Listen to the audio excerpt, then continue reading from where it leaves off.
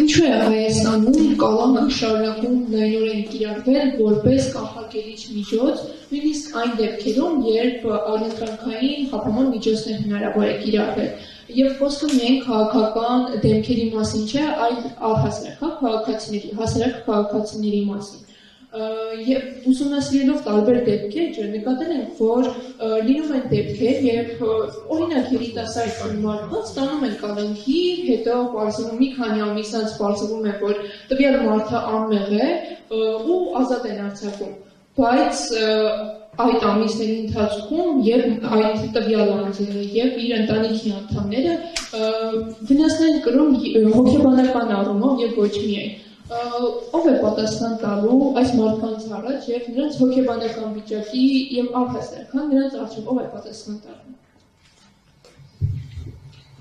Ես իմ խոսքում նշեցի, որ մենք դրական ցուցանիշ ունենք այս բային կալանքների մասով եւ կալանքների դեպքերը նվազել են։ Բայց դեպքեր։ Ես պատասխանում եմ, թե կարելի է։ Կալանքների դեպքերը հստակ նվազել են, ավելի քիչ են այն դեպքերից, երբ անձինք դատապարտված են։ Ես այդ բոլոր հարցերին կանդրադառնամ։ Հաջորդ կարևոր ցուցանիշը, որի մասին ցուցանիշը չէ, թվական տվյալը, որի մասին ես չխոսեցի, վերաբերում է տնային կալանքներին եւ վարչական հսկողությանը։ Սրանք եւս խափանման միջոցներ են, բայց այլընտրանքային խափանման միջոցներ են, այլընտրանք են հանդիսանում կալանքի։ Այս պահի դրությամբ, որպեսզի տարեկալում չստեղծենք ձեր բարձրացած հարցադրման քաղաքացիների մոտ, ես պետք է նշեմ, որ 907 տնային կալանքում գտնվող անձ ունենք, 1143 վարչական հսկողության ներքո գտնվող անձ ունենք, եւ չեմ կարող նշել, թե քանի անձ ունենք, որոնց նկատմամբ կիրառված է չհեռանալու, երկրից չբացակայելու արգելք, եւ չեմ կարող նշել թվական տվյալներ, որոնց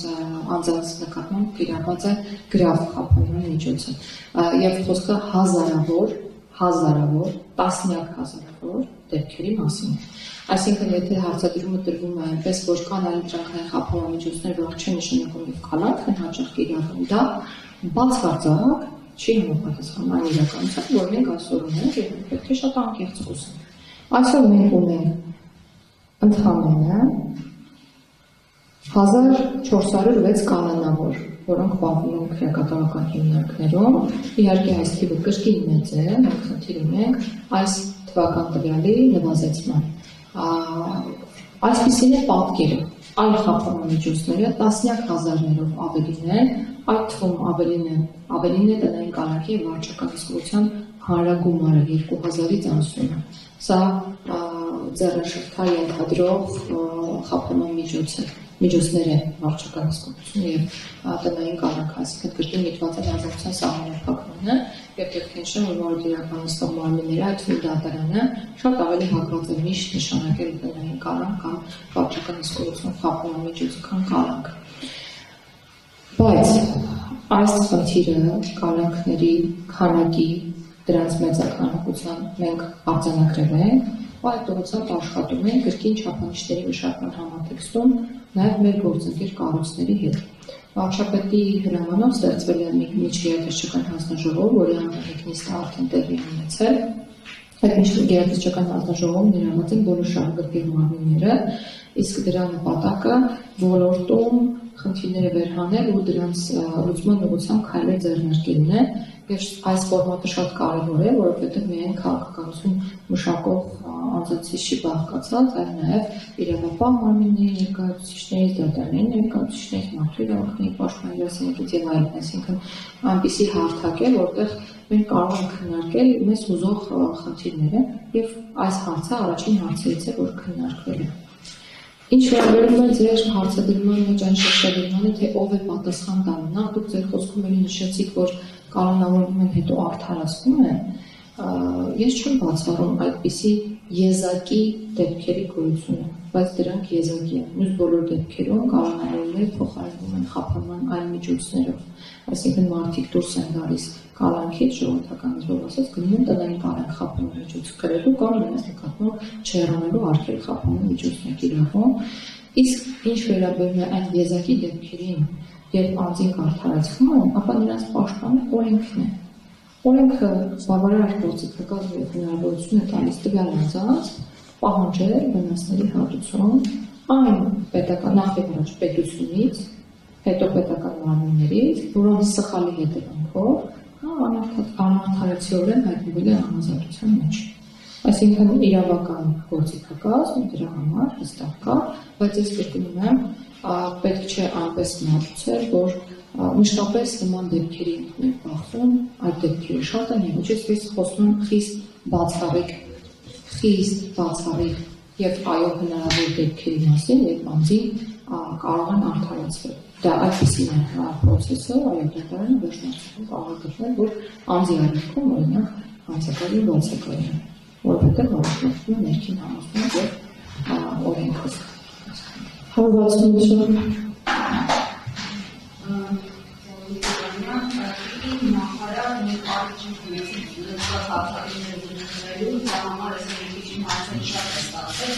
Գործընկերներ ջան, յուրաքանչյուր մեկ հարց եք տալի, եթե հետո ժամանակների արդեն կանոնակարգված հարց։ Նախարարության առջև բողոքի ակցիա է, երևի տեղյակ եք, արտադրության նախարարությանում բողոքի ակցիա իրականացնում դերակաշատ բանջված 39 լավամասի նախնիքների բնակիչները, պնդում են, որ վերջին հանդիպումը նախորդ նախարարի հետ է եղել և ներկա նախարարի ակցիան ունեցել զեկուցելու ես մտահոգող խնդիրների մասին, այս առողջությամբ դուք ազելություն եք և մարդկանց, որից ես այնտեղ ակտիվարում տեսնեն, և հիմա իմ բուն հարցը, քանի որ ակումբ այսպես բարձրացրեց ներդրական դաշտում 2026 թվականի հունվարի 14-ին Հայաստանի Հանրապետությունում ցմահ ազատազրկման դատապարտված Սիրիայի Արաբական Հանրապետության քաղաքացիների Թուրքիայի Հանրապետության միջոցով փոխանցումը Սիրիայի Արաբական Հանրապետություն այս առողջությամբ հնչում եմ անդրադառնալ ինչ իրավական հիմքով, երկրորդ կամ հատնակով, ինչ պայմանագրերի հիման վրա է այս փոխանցումը եղել է ձեզ խնդրանք և եթե եղել է որպես ձեզ ով է դիմել, որպես արտադրության նախարարի այդ խնդրանքով, այսինքն փոխանակումը իրականացնել, իրագործել և եթե Հայաստանի Հանրապետության և Սիրիայի Հանրապետության միջև կան դիվանագիտական հարաբերություններ, բայց չէ այս հանձնումը տեղի ունեցել Թուրքիայի Հանրապետության միջոցով, եթե ըստ Թուրքիայի դիվանագիտական հարաբերություն ու տեղյակ եք արդյոք այս անձին, երկու անձին հիմա կրում են իրենց պատիժը շարունակում ընտրել, թե հատիկվել են ազատության մեջ, որովհետև հենց ասացա կարող եղել է շարունակել ազատության ապանոն միջոցի շարունակության պայմանագրերը։ Եթե կան այդ պայմանագրերը, որոնց հիման եղել է, կարող մանրայցացնել պատճառը։ Ինչ շրջում են ունեմ սահմանադրության հետ կապված, այստեղ եղավ արդեն տեքստի հետ կապված, խորհրդի հետ կապված ու նշեցիք, որ գործունեությունը շարունակում է, արդեն որոշման մեջ նշվում է այս խորհրդի ես նայեցի, որ խորհուրդը պետք է իրականացնի վերապահված խնդիրների շրջանակում սահմանադրական բարեփոխումների գործընթացին հանրության մասնակցության ապահովումը։ Մինչ օրս հանրային մասնակցության այլ ինչ ցուցակներ են եղել, եթե եղել են, ու այնտեղ հանձնաժողովի մասին են տալու, արդյոք այդ հանձնաժողովը գործում է, որովհետև արդեն խորհրդի նախագահի իրավասության մեջ է փոփոխությունների մասնագիտական հանձնաժողովի գործունեության դատարանություն, եթե գործել է, ինչ օրինակ ձևով է գործել, ինչքան մարդիկ դրված եղել է հանձնաժողովում և օրինակ ինչ բարձրության չափ է եղել, եթե հիմա չգործել մասին դրված հանձնաժողովը Շատ լավ, ես սկսեմ Ֆիրդուսի հարցից Իմ պաշտոնավարման ընթացքում հանդիպման որևէ հայտ չի եղել քաղաքացիների հետ, այլակերպ ես հանդիպած կլինեմ իրենց հետ, իսկ եթե նրանց հանդիպություն հիմա կա, միանշանակ պատրաստ եմ հանդիպել, բայց քանի որ իմ խոսքում խոսեցի նաև գերակաշարի ճանաչում սեփականության և կիսահաղորդակցման նոր կառուցակարգերի մասին, ուզում եմ նշել, որ այն բոլոր լավարկումները, որոնք միտված են քաղաքացիների իրավունքների պաշտպանությանը,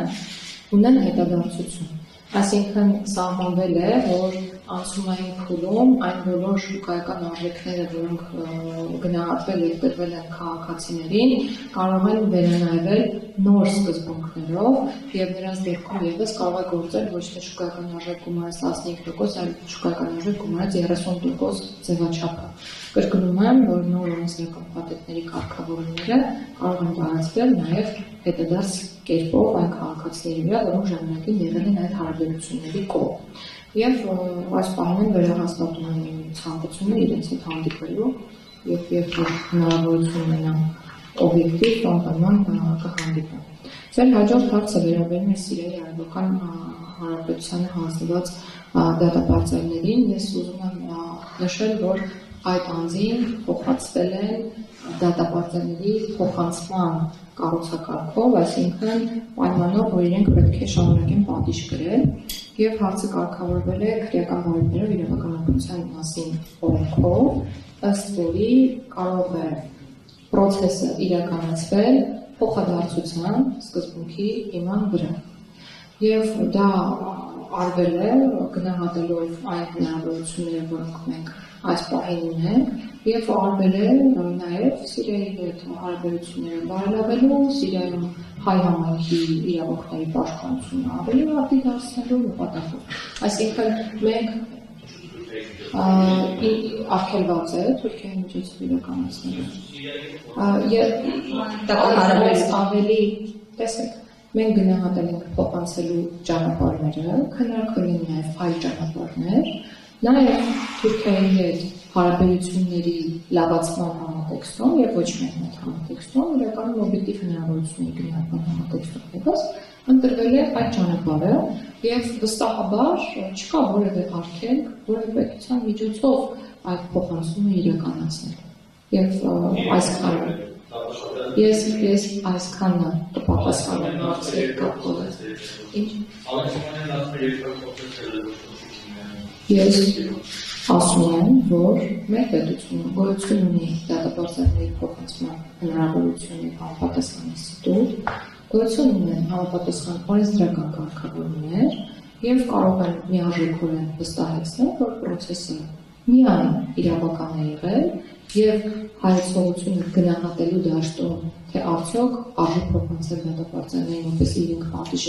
կրեն այլ պետություն, թե ոչ թողնված է եղել մեզ, իհարկե օրենքի շրջանակներում, եւ մենք որոշում ենք կայացրել այդ փոխանցումը իրականացնել։ Հիմա թե ինչ պետության միջոցով է, ինչպես է իրականացվել եւ այլն, դա այլ հարց է, խիստ կարեւոր է, որ գործընթացը ունի իրավական հիմք եւ process-ուալ առումով իրավական է եւ խնդրում եմ երկխոսության չվերածել հարցի պատասխան։ Կա համապատասխան օրենք, ես նշեցի օրենքի անունը, որը մեզ հնարավորություն է տալիս փոխադարձության սկզբունքը հաշվի առնելով իրականացնել դատապարտյալների փոխանցում։ Այսքան։